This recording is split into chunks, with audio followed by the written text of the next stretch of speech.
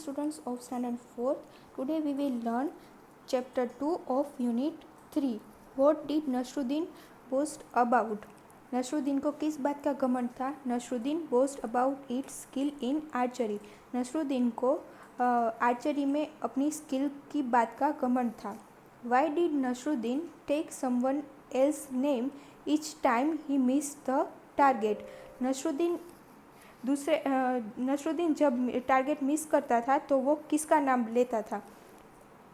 वो दूसरे का नाम क्यों लेता था? Nasruddin took someone else's name each time when he missed the target to show that his aim was perfect and was a good archer. Nasruddin जब उसका टारगेट मिस होता था तो वो दूसरे का नाम लेता था क्योंकि वो दिखाना चाहता था कि उसका एम परफेक्ट है और वो आर्चरी में अच्छा है. Y did Nasruddin say it was my aim the third time? Nasruddin ने ऐसा क्यों कहा कि वो मेरा एम था? The arrow aimed at the perfect target so he said it was my aim. Arrow तीसरी बार परफेक्ट एम पे लगा इसलिए उसने ऐसा कहा कि वो मेरा एम था. Do you think Nasruddin was good at archery? Nasruddin क्या आर्चरी में अच्छा था? No, he was not good at archery. वो आर्चरी में अच्छा नहीं था. What was the reaction of Nasruddin's friend when they heard of his boasting? Nasruddin के फ्रेंड ने जब उसके घमंड के बारे में सुना तो उसका क्या रिएक्शन था? When the Nasruddin's friend heard his boasting, they said to show his skills.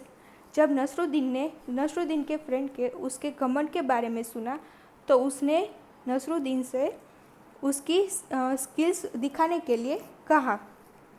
Then exercise B, tick the correct answer.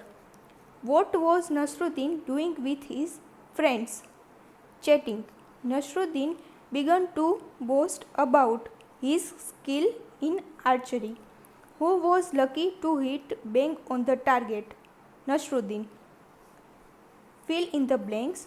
No one can match Nasruddin's skill in archery.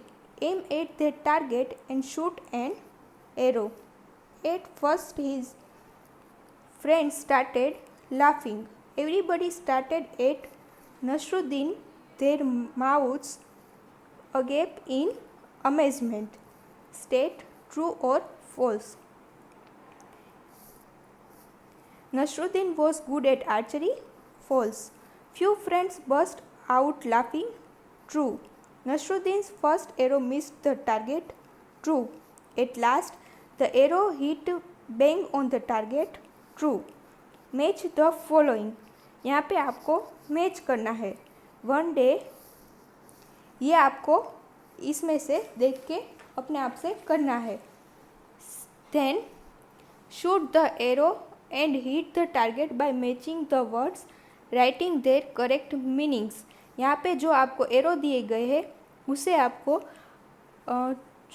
Correct meaning के साथ आपको joint करना है. ये देखो यहाँ पे सब कुछ किया हुआ है, आपको भी ये करना है. Then replace the bold words with a word from the equivalent and rewrite the sentence. यहाँ पे जो बोल्ड में वर्ड्स दिए गए हैं उसको आपको करेक्ट करना है और फिर से लिखना है. ये आपको यहाँ से देख के करना है. This is a picture of Rahul Gupta using the clues given. Write a paragraph about him in your notebook. यहाँ पे राहुल गुप्ता का पिक्चर दिया गया है और उसके यूजिंग कुछ क्लूज़ दिए गए हैं यहाँ पे. अब आपको ये क्लूज़ का यूज़ करके आपको अपनी नोटबुक में एक उसके ऊपर पैराग्राफ लिखना है. ये भी आपको लिखना है. Then this is Rajeev's family. They are a healthy family. See what each one does to remain healthy.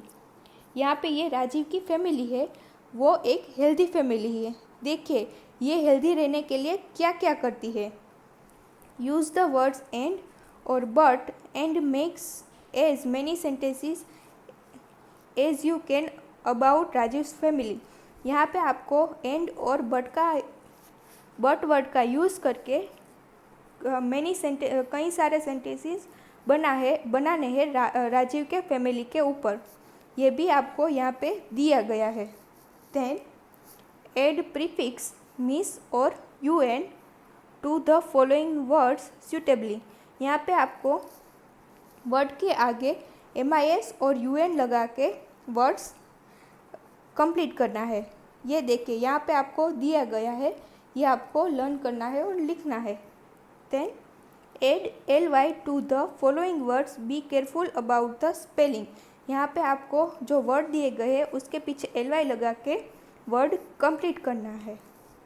Then write the noun forms of the following verbs. यहाँ पे आपको जो वर्ड दिए गए हैं उसके नाउन फॉर्म लिखने हैं। ये देखिए यहाँ पे आपको बताए गए हैं। Then use the words from the box and make your own sentences. यहाँ पे बॉक्स में कुछ वर्ड्स दिए गए हैं, ये आपको देख के सेंटेंसेस बनाने हैं। देखिए यहाँ पे सेंटेंसेस बनाए हुए लिखे गए हैं। Then fill in the grid with the word given below. You can use one word more than once। यहाँ पे जो ग्रिड दी गई है उसको आपको इस टेबल में से देख के यहाँ पे फिल करना है। ये आपको अपने आप से फिल करना है। Using the information to the grid, write a sentence about each game one has been done for you। यहाँ पे आपको इस ग्रिड का इस्तेमाल करके यहाँ पे आपको सेंटेंसेस बनानी है। ये भी आपको अपने आप से करना है। Then the following words are used in various sports, list them under the sport that they are used in. यहाँ पे कुछ वर्ड्स दिए गए हैं डिफरेंट स्पोर्ट्स के, ये आपको कहाँ पे यूज़ होते हैं वो आपको यहाँ पे लिखना है। ये भी आपको अपने आप से करना है। Then write 2 sentences on your puppet. आपको आपकी पपेट के बारे में 2 सेंटेंसेस लिखने हैं। देखो यहाँ पे लिखे गए हैं। सो स्टूडेंट्स, ये आपको अपनी वर्कबुक में लर्न करके ये सब कुछ लिखना है। Thank you.